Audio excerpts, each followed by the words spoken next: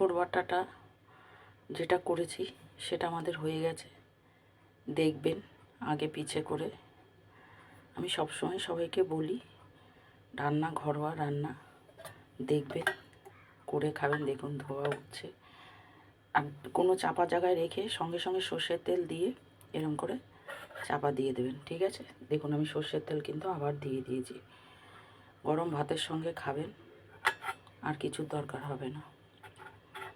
ভালো থাকবেন সবাই। চন্দ্রিতার ঘরোয়া রান্নাঘর থেকে করছি, একটু সময় করে দেখবেন, আর কিছু না। কি আর আছে,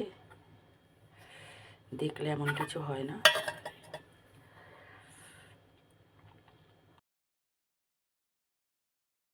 চন্দ্রিতার ঘরোয়া রান্নাঘর থেকে আসলাম। আজকে করতে নিয়েছি থোড় বাটা দিয়ে রান্না।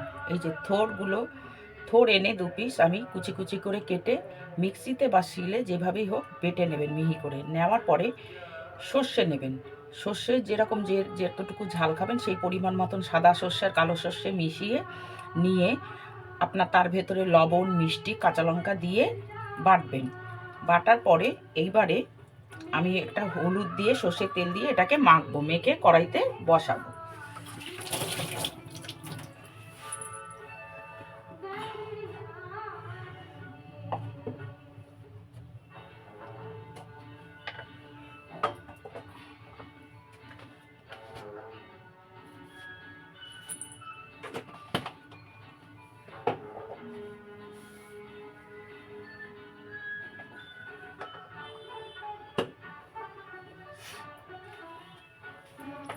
প্রথমে দেবো আমি হলুদ।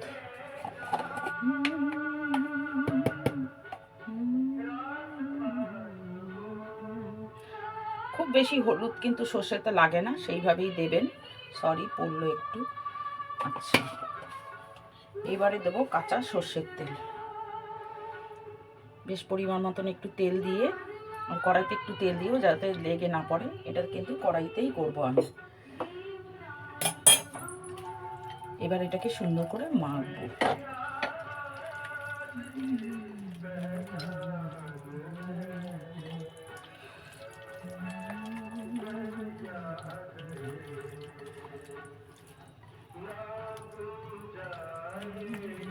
এই থোড় বাটাটাও সর্ষে দিয়ে খেতে প্রচণ্ডই ভালো হয়। আপনি গরম ভাত দিয়ে 1 থালা ভাত খেয়ে উঠবেন। বললাম তো সবই ঘরোয়া রান্না, কোনো হেভি ওয়েটের কোনো রান্না আমি করি না। এতে নারকেলটা দিলে আরও ভালো হয়, কিন্তু আমি এটা সর্ষে দিয়ে শুধু করছি। নারকেল দিয়ে করে আর একদিন দেখাবো। এই হচ্ছে আমাদের মাখাটা কমপ্লিট। এবারে গ্যাসটাকে একটু বাড়িয়ে দিই।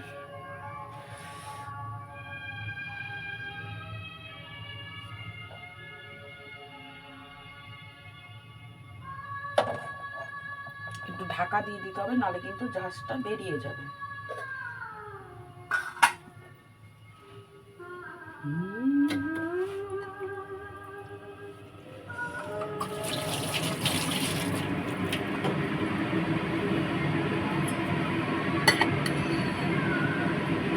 কড়াই তেল গরম হয়ে গেছে, এবার আমি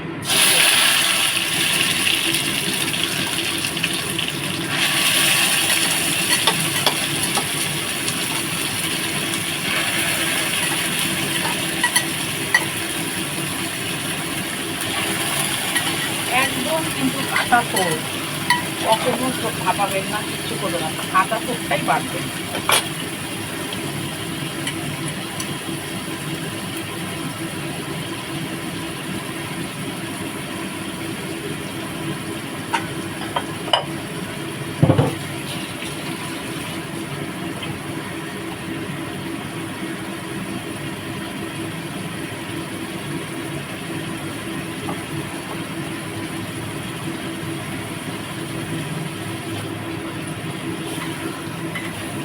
এটা কিন্তু একদম না ভাজাভুজি হবে না। এই নামলাম, নেড়ে ওলট পালট করে দিয়ে সিমে পুরো ঢাকা দিয়ে বসিয়ে দেবো। সর্ষে বাটার যে জলটা আছে সেই জলটাকে দিয়ে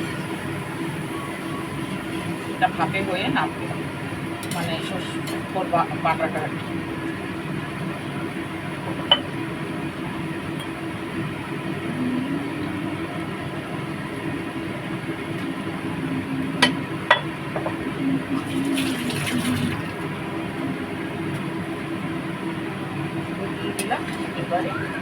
গ্যাস কমিয়ে পুরো ঢাকা দিয়ে দেবো, ঠিক আছে? করে কাজ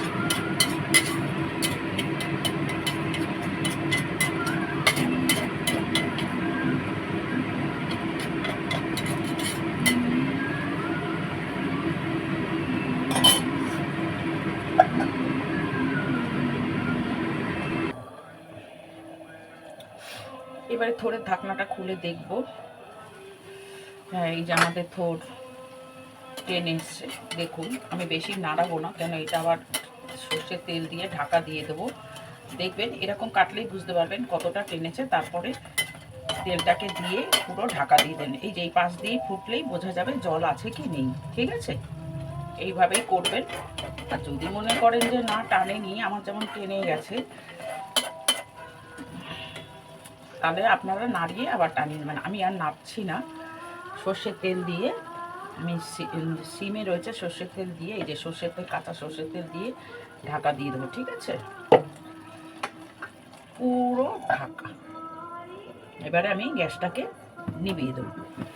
এই ঢাকা না থাকলে ঝাঁজটা কিন্তু বেরোবে না সর্ষের তেলের আর থোড়ের আর সর্ষে। তাহলে কিভাবে করেছি দেখেছি নি। গোটা থোড় আনবেন, এনে কুচিয়ে নেবেন, খবরদার ভাপাবেন না।